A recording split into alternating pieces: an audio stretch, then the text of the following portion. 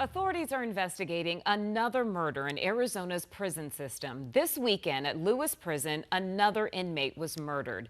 This comes just days after 3 inmates were murdered in Tucson. 12 News journalist William Pitts spoke with the mother of that inmate who wants answers. That's Daniel Montoya, class of 2007, cap and gown, photos from his mother's house. There aren't that many current photos of Daniel Montoya, just this one.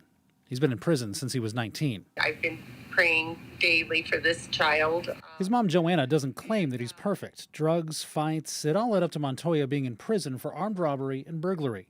But this inmate is her son. My daughter and I talked to him. I talked to him about 5:15 and she talked to him about 6:20. And so it had to happen right after that he was killed. The Arizona Department of Corrections says Montoya died April 12th. The county medical examiner says it was a homicide. The Department of Corrections won't give any more details, but it's the 4th murder in an Arizona prison in 8 days. On April 4th, the department says an inmate named Ricky Wasserman went on a killing spree, murdering his cellmate and 2 others.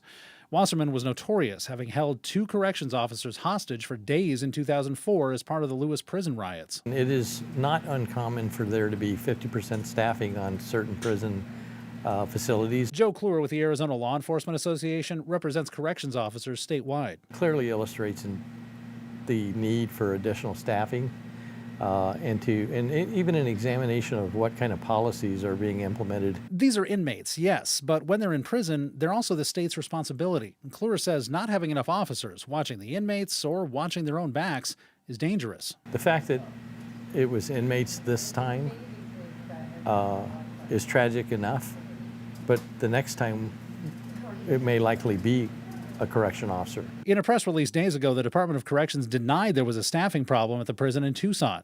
The department did not respond to 12 News' request for more information. Joanna says they haven't told her much either. The shock, the dismay, and knowing he was murdered is a lot for a mom to hold. William Pitts, 12 News.